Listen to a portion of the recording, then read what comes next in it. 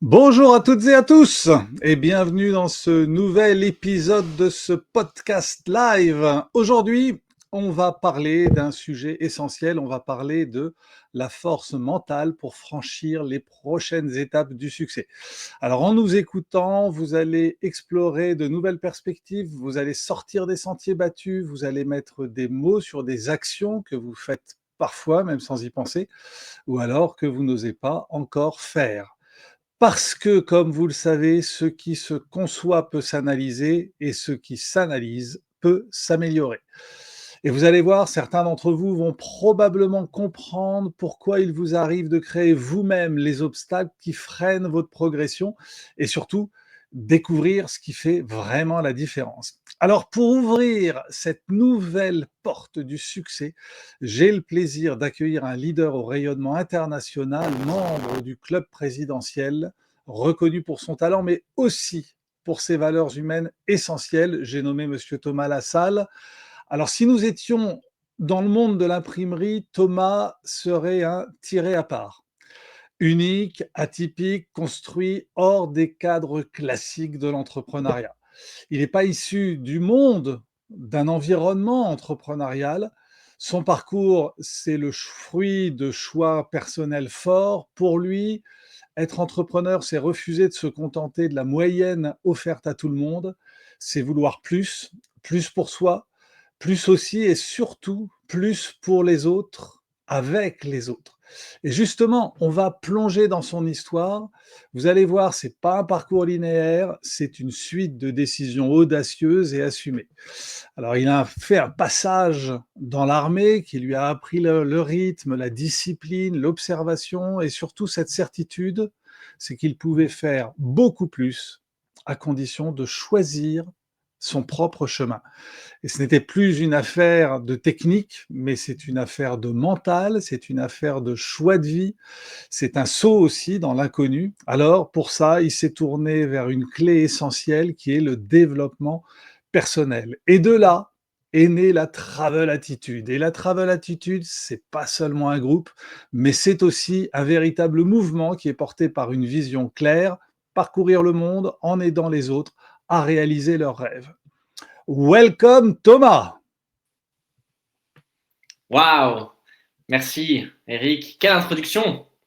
Quelle introduction. Et alors, pour aller directement à l'essentiel, j'aimerais commencer avec une question d'actualité qui me brûle les lèvres parce que beaucoup de nos distributeurs observent ça sur les réseaux. C'est ces personnes qui sont show off, qui se mettent en avant dans des voitures de luxe et puis qui disent en se filmant, si tu veux réussir comme moi, bah, achète ma formation ou alors rejoins mon équipe. Autrement dit, la question qui se pose, c'est comment est-ce qu'on montre qu'on a du succès? Est-ce que c'est leur formule qui est bonne selon toi? Mmh. En fait, ce qui est intéressant, c'est qu'effectivement, aujourd'hui, il y a beaucoup de business comme MW Life qui est un business en ligne. C'est-à-dire que la première chose aujourd'hui, là où vont les gens, si tu veux, c'est les réseaux sociaux. Donc les réseaux sociaux, effectivement, c'est beaucoup de paraître. Donc c'est ce que regardent les gens en premier, si tu veux. Ils vont vers ce qui brille. Donc c'est une approche. Après, il faut creuser derrière, tu vois. D'accord, et c'est l'attirance. Donc, ce qu'ils mettent en avant, c'est attirer en montrant des choses qui brillent. Mais c'est un peu surfait, non? C'est un peu superficiel. Bah, si tu veux, c'est effectivement, il faut aller au bout. Il faut aller au bout de regarder, ok, euh, pourquoi montrer. En fait, ce que les gens aujourd'hui veulent, c'est du lifestyle. C'est le style de vie, c'est Dubaï, c'est les buildings, c'est les belles nanas, tu vois. C'est ce qui fait rêver, en fait, hein, quand on parle de vacances. Les gens vont regarder plutôt du contenu, si tu veux, où tu as l'eau turquoise, les Bahamas, Bora Bora. Donc, c'est une tendance. Après, je pense que c'était ce que tu dis, c'était vrai il y a peut-être, enfin c'était regardé, observé il y a 2 3 ans, mais aujourd'hui la nouvelle mode, je dirais au contraire, c'est l'authenticité. C'est ce que cherchent les gens, selon moi. Et ils se sont fait berner un peu. Maintenant, ils préfèrent l'authenticité, encore une fois, je pense, c'est le plus important. Donc ils se sont fait berner parce qu'ils ont regardé ce qui brillait, ça les a attirés, ils se sont aperçus que c'était un petit peu creux derrière. Du coup, le réflexe maintenant, c'est de rechercher s'il y a du fond derrière ce que les gens disent, c'est ça? Totalement, totalement, mais je pense que ça, voilà, la mode Dubaï, les entrepreneurs à Dubaï, aujourd'hui, ça remonte. Encore une fois, hein, la vérité, si tu veux, peut-être prend l'escalier, mais à un moment donné, tout se sait. Et je pense que pour faire le parallèle par rapport à notre activité en tant qu'entrepreneur, c'est pareil, hein. Tu peux arriver faire on a tous vu, hein, des grandes histoires à succès qui durent 2 3 ans, mais derrière, si c'est pas construit sur des vraies valeurs, euh, pas juste du paraître, mais encore une fois des valeurs profondes, ça ne dure pas en fait. Et alors tu parles, ça fait plusieurs fois que tu utilises le mot du paraître, donc on peut dire que le paraître, c'est quelque chose de oui, c'est un peu bling bling, c'est un petit peu superficiel et l'attitude, c'est pas du paraître? En fait, ça en fait partie. Pour moi, il y a deux choses à prendre en considération. En fait, il y a une phrase qui dit que, et moi je m'appuie là-dessus, c'est nos yeux et nos oreilles nous jouent des tours. Donc, l'être humain, à 95%, si tu es un homme, tu as un costard-cravate, on se dit tout ce que ce gars se dit, c'est la vérité. Tu vois, c'est quelqu'un qui a du succès, c'est quelqu'un qui, si tu as une belle montre, un costard Brioni, on se dit waouh, ça c'est quelqu'un, si tu es en forme physiquement, les gens se disent c'est quelqu'un qui a du succès, donc tout ce qu'il dit, ça sonne juste, ok. Mais c'est une partie, c'est une partie.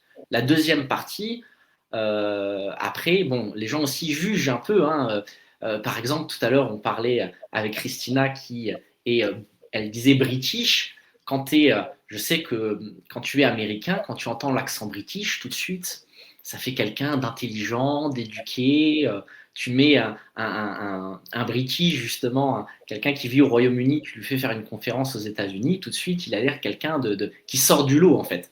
Et au même titre on peut se juger par rapport à notre apparence physique, par rapport à notre, encore une fois, si tu as l'accent du Sud, si tu as telle couleur de peau, on peut avoir ça. Et il faut aller, encore une fois, il faut aller en surface. Donc d'un côté, il y a ce que les gens, dans l'attitude, il y a ce que les gens voient, mais c'est important de comprendre que c'est comme ça que les gens raisonnent. Donc pour nous, c'est de l'utiliser à notre avantage, en ayant conscience que ça, c'est pour ça le marketing, le branding, tout ça, mais de ne pas se faire tromper, parce que ça ne veut pas tout dire. Donc c'est là où on fait preuve de discernement, tu vois, j'aime bien faire preuve de discernement. Ouais, d'accord. D'accord, donc il y a d'accord, donc l'attitude, prend en compte le paraître, Oui, mais elle va plus loin. tout à fait. Donc après, l'attitude, pour moi, c'est le comportement. Voilà, le comportement, ta manière de penser, comment tu réponds face aux situations, ta façon de réagir. Et ça, à un moment donné, bon, tu peux pas le tricher, si tu veux. Les gens, à un moment donné, se rendent compte de qui tu es vraiment. Et surtout, je pense que, et c'est ça qu'on doit toujours avoir en tête, c'est ce qui ne nous trompe jamais, c'est le ressenti. Tu sais, quand il y a quelqu'un qui dit quelque chose, tu as une petite voix qui te dit, et tu vois, ça sonne. Voilà. J'aimais bien cette phrase qui disait la sincérité a un accent, et ça se sent. Voilà. Ouais, ouais, ouais, on a tous connu le le vendeur qui te dit: «Ah beh, je vous promets que je vous dis la vérité» et là, immédiatement, tu te dis: «Il est en train de me mentir». Mm-mm. Et voilà, donc c'est aussi au travers des ouais, une fausse assurance ou, qui génère ce ressenti et d'accord, d'accord et alors on passe donc je comprends bien la différence entre le paraître, l'attitude, Travel Attitude, ça partait de là, le nom de ce mouvement que tu as lancé, Travel Attitude, c'était quoi? C'était adopter une attitude dans le voyage, mais ça va plus loin que ça finalement, non? Oui, en fait, c'est vrai que ça remonte, hein, maintenant, hein, et c'est intéressant que tu poses la question parce que ça permet de se rappeler un peu du pourquoi, justement, pourquoi on a choisi ça. Alors, bon, le voyage en lui-même, c'est ce qui nous correspond, et le voyage aussi, hein, c'est.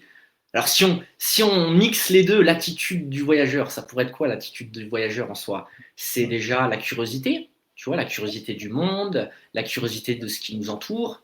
C'est le fait aussi d'être, selon moi, d'être humble, tu vois, parce que tu apprends justement et ne pas juger aussi les autres, parce que tu comprends qu'on a tous un point de vue et une réalité qui est différente.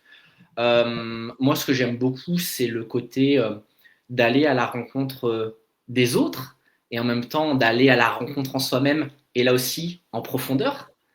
Donc, euh, donc ça, j'aime beaucoup. Après, donc, le voyage, c'est une chose. Maintenant, avec MWR Life, on est aussi dans un business, dans un mode entrepreneurial et j'aime bien aussi toutes ces valeurs de l'entrepreneuriat.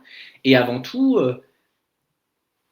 c'est une question d'attitude. Donc l'attitude, encore une fois, pour moi, c'est ce que tu dégages, c'est ta façon de penser, c'est ta façon de te tenir, c'est d'être en conscience aussi justement de ça, de la manière dont tu t'exprimes, de la manière dont justement tu agis, enfin tu te comportes, tu vois, tu agis et tout ça en fait, moi j'aime bien ce schéma de être plus faire est égal à voir, tu as des pensées qui vont découler du coup de, de créer certaines actions et du coup qui amènent à un résultat. Mais avant tout, bah, ça part d'une façon d'être, d'une attitude. D'accord, d'accord. Il y a le savoir-faire et le savoir-être. Et j'aime bien ce que tu dis quand tu dis être plus faire égale avoir. Mm. Ah ouais, oui, oui, oui. Avoir tout seul, ça n'a pas beaucoup de sens, mais si c'est la conséquence de être plus faire, ça prend du sens. Ouais, bien joué. Oh là là, on apprend déjà des choses. Formidable, formidable, formidable. En fait, j'ai regardé en regardant ton parcours que tu observes beaucoup, que tu es très attentif aux environnements, aux contextes, aux cultures, aux autres. C'est ce que tu nous dis au travers de ce que tu as découvert dans le voyage. Euh, En fait, est-ce que tu détectes des codes? Est-ce que quand tu observes, est-ce que ça crée pour toi un certain nombre de codes, au travers de cette sensibilité que tu as à observer? Mm. En fait, pour moi, ça vient de l'envie d'apprendre. J'aime beaucoup ce La côté où curiosité. tu apprends, voilà, tu apprends des autres. On le dit, hein, si tu apprends toi-même, mais c'est mieux d'apprendre des erreurs des autres. Donc, l'observation est une façon d'apprendre. Soit tu le fais toi-même et tu t'exerces, soit tu apprends par l'observation et, et de toute façon, enfin, pour moi, c'est la conversation, c'est ça. On m'a toujours dit, tu as deux oreilles et une bouche, donc utilise-les proportionnellement, de toujours être en train de poser des questions et d'écouter l'autre, parce que pour moi, on peut apprendre également de tout le monde. Alors j'écoute, si tu veux, certaines personnes qui ont un niveau de succès que moi aussi j'ai envie d'apprendre, et je sais que c'est vraiment de eux, mais de manière générale, c'est vrai que j'aime beaucoup examiner les traits de caractère de réussite, ou entre guillemets ceux d'échec, parce qu'on sait qu'après c'est une question d'habitude aussi, et tu as des habitudes de réussite, tu as des habitudes d'échec. Mais ouais, l'observation, non, c'est intéressant, tu apprends beaucoup. Et alors, j'ai rappelé tout à l'heure dans l'introduction que dans ton parcours, t'as été militaire. Euh, c'est une étape clé dans ton parcours, justement. Tu as pu observer des choses que tu voulais faire, que tu ne voulais plus faire ou pas faire. Ça a conduit des décisions. Totalement. C'est vrai qu'à 18, en fait, à mes 16 ans, j'étais un peu. Pour le coup, j'avais pas une bonne attitude hein, à la base à l'école. J'étais pas bien vraiment sur une chaise en cours en train d'écouter des professeurs qui voulaient que tu. C'était lent en fait. C'était vraiment lent pour moi et il n'y avait pas de but vraiment. Et c'est vrai qu'à 16 ans, j'ai eu un peu à ce moment-là le pop dans ma tête de me dire tiens, et si j'allais à l'armée, parce que pour moi à l'époque, l'armée ça rimait avec partir à l'aventure, explorer, faire quelque chose de différent et j'aimais ça. Et oui, la formation militaire, c'est très intéressant, surtout personnellement, j'ai fait du coup Saint-Mexan, qui est une école de sous-officiers, où on t'apprend un peu quand même le leadership, tu vois, tu apprends des choses, et après le but c'est de l'enseigner aux autres, donc on s'enseignait tous les uns après les autres, c'était super intéressant. Et après, donc ça vraiment c'était génial, pour moi ça m'a appris aussi, bah voilà, hein, tu te lèves à 5h30 tous les matins, tu fais ton lit, ça t'apprend effectivement la discipline un peu. J'étais pas le meilleur, hein, j'étais pas vraiment le meilleur avec ça, parce que j'ai un peu été dorloté plus jeune par ma mère, donc il a fallu que je voilà, je passer le balai, faire les travaux, tu vois, le matin, c'était pas évident, mais c'était très intéressant. Après, c'est vrai que si tu veux, j'ai commencé en découvrant ce type d'activité, j'ai commencé à lire des livres. Et il y en a un qui m'a beaucoup interpellé, c'était Père riche, Père pauvre de Robert Kiyosaki. Et en fait, dans ce livre, on parlait il y avait quatre types d'intelligence. Si tu veux, tu as l'intelligence physique, ce que tu es capable de faire avec tes mains, tout ça, mentale, émotionnelle et spirituelle. Et l'armée, en fait, c'est très dans le. Il y a beaucoup de pratiques, tu vois. Ça, c'était pas vraiment mon point fort. Tu vois, monter une arme, là, tac, tac, tac. Tu vois, il y en a qui adoraient ça. Moi, c'était pas trop. Le mental. Maintenant, l'émotionnel et spirituel. Spirituel, c'est un peu est-ce que ce que je fais, ça a du sens? À l'armée, on s'en fiche. C'est pas ça qu'on te demande. Et ça me dérangeait un peu. Et c'est pour ça que je me suis tourné vers l'entrepreneuriat. Parce que, comme tu l'avais dit au début, j'ai senti que j'avais plus à donner et que finalement, à travers l'armée, j'étais limité, au fait, au final. En termes d'attitude, ça t'a appris quelque chose? Tu dis, j'ai appris de la discipline, j'ai appris à faire mon lit le matin parce que je le Mm. faisais pas quand j'étais petit. Enfin, Mm. c'est une attitude aussi? Ça existe à l'armée, l'attitude? Bah, à la base, beaucoup, hein, beaucoup. Hein, l'attitude, déjà, ça commençait, tu sais, quand on faisait nos classes. La plus grosse note qu'on avait, c'était ce qu'on appelle la note de gueule. La note de gueule, en fait, c'est justement, tu es noté sur ton attitude, sur ce que les autres perçoivent de toi, sur justement, est-ce que tu es volontaire ou pas quand on propose un exercice, est-ce que justement, tu es un peu leader, c'est-à-dire que tu fais plus que ce qu'on te demande de faire, est-ce que justement, tu présentes bien, est-ce que bah, quand on te demande de prendre la parole, tu es capable de prendre la parole et de ne pas bégayer et tu vois, de pas te ridiculiser simplement. Voilà, est-ce que tu te tiens bien? Est-ce que tu connais les codes un peu? Voilà, des choses simples, mais de dire bonjour, de saluer correctement, d'être apprécié. Et ça c'est une grosse partie. Hein. C'est une grosse partie. Donc, ouais, ça a commencé par là en tout cas.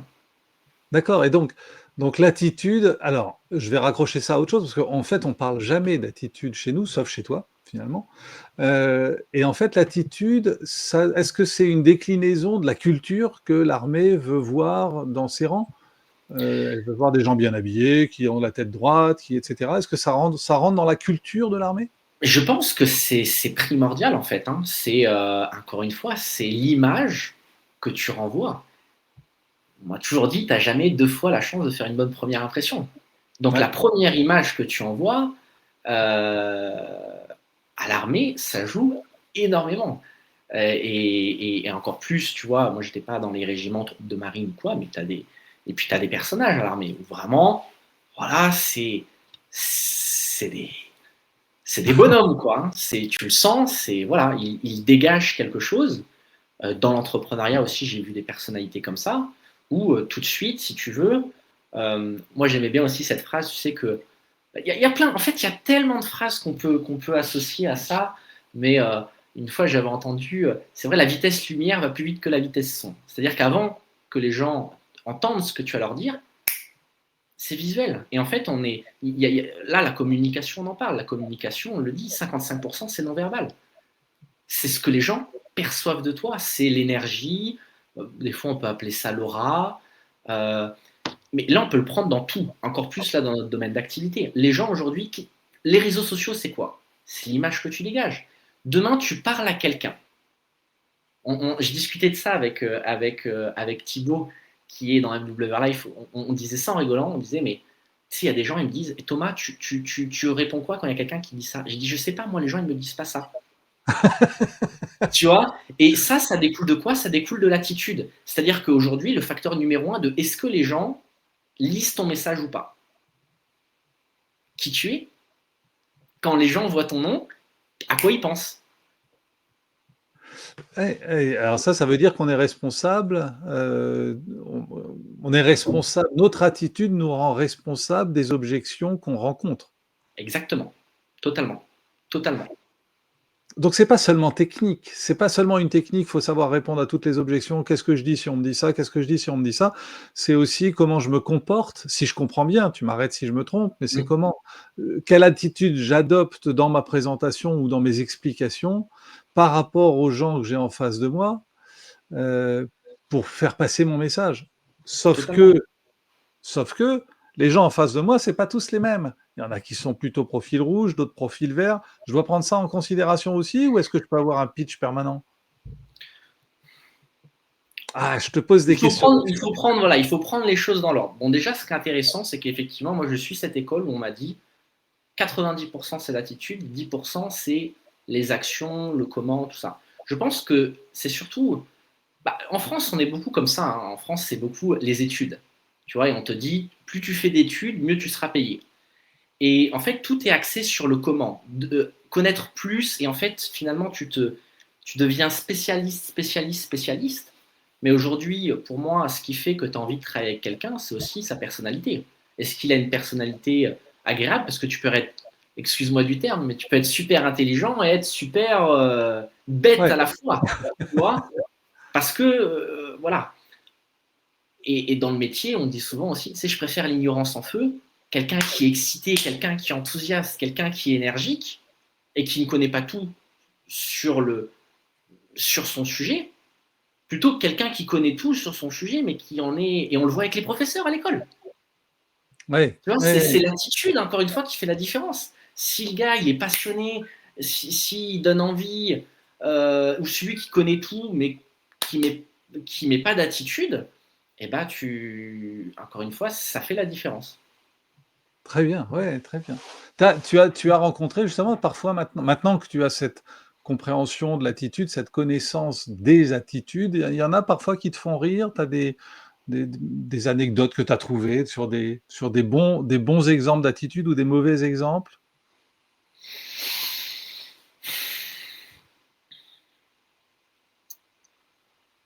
Il y en a beaucoup, il y en a beaucoup. Après, ça dépend du sujet. Mais tout à l'heure, tu me demandais, par exemple, par rapport au rendez-vous. Par rapport au rendez-vous, bon, les couleurs, je dirais, c'est encore plus en profondeur de faire matcher sa personnalité par rapport à l'autre pour comprendre le langage qu'utilise l'autre. Euh, je dirais, bon, voilà, déjà, c'est se mettre dans la tête de l'autre, mais déjà, soit, encore une fois, bon, là, on fait un rendez-vous. Moi, je vois, c'est typique, si tu veux. Euh, bon, bah, pareil. Si, bon, c'est pas grand-chose. Ce soir, j'ai mis une petite chemise, j'ai une petite lumière derrière. Le cadre, il est beau, la lumière, elle est bien. Quelqu'un qui, je t'aurais appelé, je serais allongé dans mon lit, si tu veux. On en a vu, Ouais, si tu ouais, veux, et qui te ouais. parle. Et en même temps, je suis en train de fumer la cigarette, si tu veux. Euh, Ça peut jouer sur la façon dont la personne effectivement te perçoit et se fait un avis. Et après, il y a plein de choses qui découlent. Il y a plein de choses qui découlent. C'est, c'est un sujet hein, qui se travaille. C'est un sujet qui se travaille. D'accord. Et alors justement, tu le travailles en développement personnel, tu nous as parlé de, père riche, père pauvre. Si tu devais il y a un écroulement total de tout, tu dois partir sur une île déserte qui sera le seul, refuge humain, tu as le droit d'apporter un livre ou un film. Qu'est-ce que tu Mhm. prends? Alors Tu as moi pas le j'aime droit de dire beaucoup. père riche, père Alors je pauvre. ne sais pas si c'est un livre sur l'attitude, celui-ci vraiment. Si, en vérité, si, beaucoup. Ce livre, c'est Demandez et vous recevrez de Esther et Jerry Hicks. C'est un livre, si tu veux, qui est un peu plus avancé sur la loi de l'attraction. Justement, la loi de l'attraction, c'est clairement l'attitude. Hein. Ouais, ouais. C'est la loi de l'attraction, c'est ne te soucie pas du comment, pense à ce que tu veux, et si tu veux, des idées vont arriver dans ta vie qui, justement, qui vont te donner envie d'agir ou en tout cas l'univers est en train de travailler à ce que tu veux. Et c'est un peu l'histoire de, je ne sais pas si tu as vu le film avec Benjamin Button, où il naît grand-père, et plus les années passent, Oui, oui, plus il plus il devient rajeunit. jeune. Et à un moment Ouais. donné, il y a une scène qui est un peu, qui présente bien, selon moi, la loi de l'attraction, c'est euh, la camionnette, tu sais, qui devait sortir à telle heure, et ce chauffeur de taxi qui d'habitude s'arrêtait prendre son café à 9h05, mais qui finalement a pris qui s'est arrêté 2 minutes parce que cette personne qui traversait, en fait, il y a tout un enchaînement de situations qui fait que cet accident est arrivé, et là en l'occurrence il y a eu voilà, l'accident de son amie qui était danseuse, qu'elle a fini à l'hôpital, et que si un des paramètres avait été changé,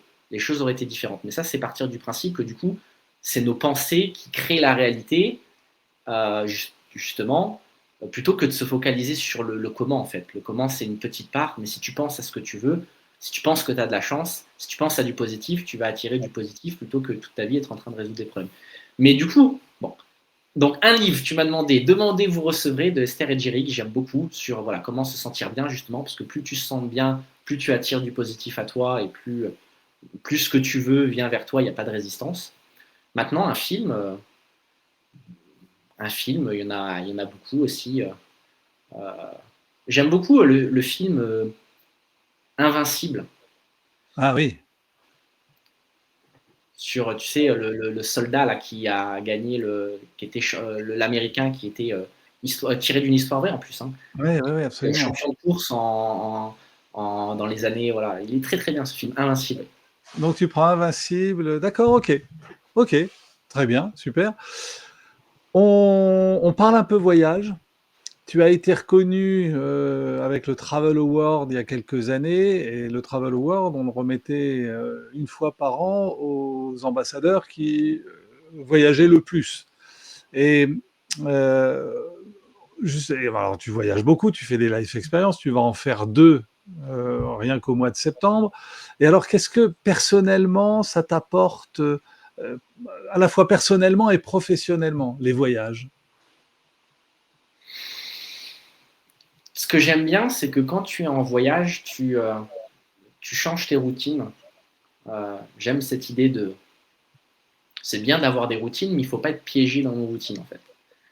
Donc, quand tu es en voyage, ça te permet. J'ai remarqué que tu peux te sentir différemment, parce que tu es dans un environnement qui est différent, en fonction du pays dans lequel tu es, en fonction de la ville, hein, là aussi, l'énergie est pas la même. Donc, donc personnellement, c'est vrai que j'aime bien ce style de vie. Euh, c'est vrai qu'on voyage beaucoup. On voyage beaucoup. Après, j'aime bien aussi pour à chaque fois rencontrer. Aujourd'hui, c'est pas normalement, si tu veux. Aujourd'hui, je suis moins voyager pour voyager, mais j'aime bien plutôt. Si je le fais, c'est parce que je sais qu'il y a certaines personnes de l'équipe avec qui on va pouvoir créer des souvenirs, partager des moments. Donc, sur le C'est vrai principe, que je suis censé avoir ralenti par rapport à avant. Parce qu'aujourd'hui, c'est plus pour vivre avec d'autres et les accompagner justement dans la découverte du voyage. d'accord, oui, oui, c'est ça, c'est partager avec les autres, alors qu'avant, Oui. tu étais plus dans la Avant, découverte. c'était moi pour découvrir, mais maintenant, Ouais, c'est plus j'ai découvert, c'est plus pour voilà. En fait, j'ai remarqué, ça, j'ai remarqué que bah, finalement, les gens avec qui tu pars en vacances ou en voyage, ça a un gros impact, hein, pour moi, hein, ouais, sur justement la qualité du séjour. Si tu es avec quelqu'un pareil qui pense, parce qu'il y en a, ils sont en vacances, hein, ils ramènent leurs soucis avec eux, hein. Et puis, oh, c'est inconfortable, et ils sont perdus, hein, donc, je pars pas avec tout le monde en vacances, hein. d'accord, d'accord, avec ceux qui ont la bonne attitude, c'est-à-dire que tu as reconnu comme ayant un peu la même envie de comprendre, de découvrir, d'observer, et de participer à des souvenirs communs. Ouais, super. Non, mais c'est ça. Et c'est important, effectivement. Est-ce que dans les life experiences, je crois que j'ai vu ça quelque part chez toi en disant, quand je fais des life experiences, j'ai le plaisir de retrouver des gens qui ont la même vision que moi, qui vont Mm. dans le même sens que ce que je veux. Voilà, c'est ça en fait qui, ouais, qui fait l'avantage des life experiences. C'est correct, c'est ça? Oui, c'est pour moi en fait, c'est l'idée du club. C'est pour ça que j'aime cette société et j'aime particulièrement les life experiences, la communauté de voyageurs. J'aime bien le dire, c'est la possibilité de partager des moments avec des personnes qui ont le même état d'esprit que toi. Donc ça aussi, en fait, tout ça, ça rentre dans l'attitude. Ça L'état rend dans d'esprit, c'est euh, c'est primordial. C'est ça. En fait, on s'aperçoit qu'il y a énormément de choses qui passent par l'attitude, effectivement. Alors, en fait, on s'est jamais posé la question de savoir qu'est-ce qu'était l'attitude. Et là, on voit qu'on la met en regard du paraître. On intègre beaucoup d'éléments dedans. Et c'est pas tout à fait évident, je trouve, parce que c'est multidimensionnel, en fait, l'attitude. Ça paraît simple. Oui. Finalement, il y a beaucoup de dimensions qu'il faut voilà, prendre.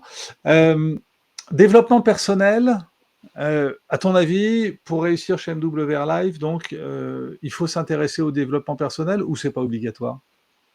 Pour moi, c'est lié à 10 000%. Euh, donc, alors, développement personnel, c'est quoi? On pourrait avoir plusieurs définitions. Il y en a qui pourraient dire que c'est être au-dessus de ses problèmes. J'aime bien cette phrase qui dit que le marketing relationnel, donc notre industrie aujourd'hui, justement, c'est du développement personnel déguisé en opportunité.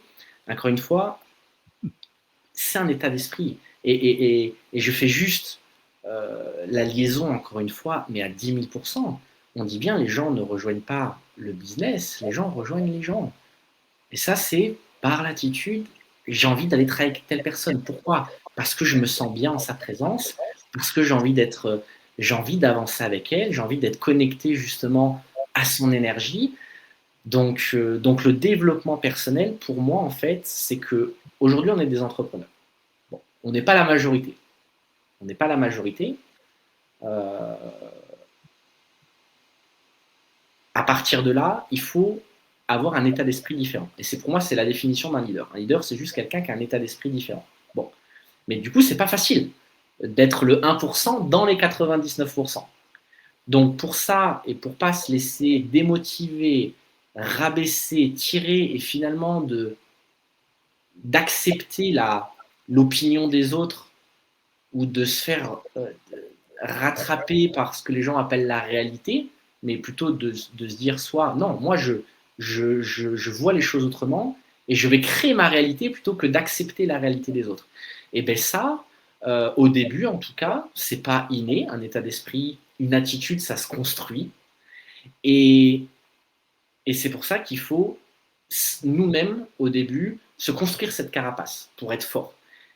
Donc, le développement personnel, de pouvoir lire des livres, de pouvoir écouter des success stories ou peut-être des podcasts comme ce soir, des personnes qui justement ont atteint un certain niveau de réussite ou en tout cas vivent leur vie selon, comme dirait Yoni, leur propre envie, leurs propres règles. Ça demande du caractère, tu vois, là aussi une personnalité résistante à toute épreuve. Mais au début, voilà, il faut, à travers la lecture positive, à travers d'écouter des audios, de voir des vidéos positives, et ben, ça permet de recharger les batteries. Ça permet justement que quand tu as un rendez-vous déconvenant ou une situation qui t'affaiblit un peu, ça redonne un coup de boost pour te dire allez, continue, crois en tes rêves, tu peux le faire, et on avance, quoi. Ouais. Oui, oui, en prenant, oui, oui, en prenant bien en compte effectivement toute cette dimension j'aime bien l'idée de la carapace, c'est-à-dire qu'il faut se construire avant pour ensuite pouvoir avancer et apprendre sur soi et apprendre des autres et progresser et oui, c'est un mode de vie, hein, le développement personnel tel que tu le décris, c'est un mode de vie. On Mm. apprend pour avancer, pour être différent aussi et pour créer sa propre réalité. Il me semble que Steve Jobs, il était dans cette orientation-là, de se dire que si les choses n'allaient pas comme il voulait, de toute façon, il créait la réalité qui allait convenir. Et finalement, il arrivait à changer son environnement, même avant d'être le Steve Jobs. Donc oui, oui, c'est quelque chose qu'on peut. On va arriver au bout de notre podcast. Si tu avais un seul conseil, un seul, c'est pas deux, c'est un conseil à donner à nos ambassadeurs qui nous écoutent en live et un conseil qu'ils pourraient mettre en pratique dès demain, quel serait ton conseil? Ce soir, on a parlé d'attitude, donc je vais juste mêler l'attitude et le développement personnel. Pour moi, le conseil que je donne, c'est celui d'être avant tout un éternel étudiant, donc de justement partir du principe que on ne connaît pas tout, qu'il y a toujours à apprendre. Ça ne veut pas dire qu'il faut agir comme si on ne savait rien, c'est pas ça, mais d'apprendre et justement, voilà, par rapport à l'attitude, des très bons livres comme Comment se faire des amis de Dale Carnegie. Ça, pour moi, c'est pépite quand on parle de développement personnel. Ça permet justement de, d'apprendre à communiquer avec les autres, qui pour moi est une compétence aujourd'hui qui est faible chez la majorité des gens, malheureusement, de savoir comment à développer une personnalité agréable. Il y a beaucoup de choses par rapport à ça. Donc voilà, d'apprendre, de vouloir apprendre et en l'occurrence, développer son attitude, travailler sur son développement personnel pour devenir une meilleure personne parce que du coup, je finis sur la phrase de conclusion. J'adore cette phrase qui dit « Deviens la meilleure version de toi-même et l'argent, le succès, l'homme, la femme de ta vie, tout ça, naturellement, va venir vers toi. Merveilleux, merveilleux, c'est le mot de la fin alors, parfait, parfait.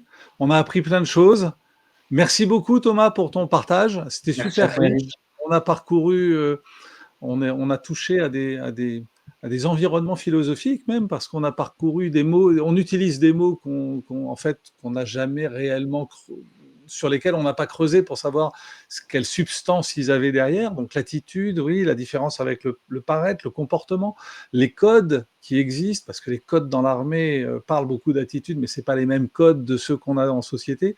C'est vrai que cet aspect de curiosité que tu véhicules avec toi, que ce soit dans la travel attitude, ton équipe, ou bien que ce soit au travers des voyages. Tu as parlé d'humilité, je me suis dit, c'est vrai, c'est important ça, quand on voyage, d'être curieux, mais pas dans le jugement, d'avoir cette humilité de se dire qu'on apprend, et finalement, ça rejoint ce que tu dis à la fin, qui est, faut être un éternel étudiant, faut jamais s'arrêter d'apprendre, et puis bah, finalement, apprendre, j'ai envie de mettre ça en relation avec cette phrase qui m'a marqué dans ce que tu as dit, qui est être plus faire égale avoir.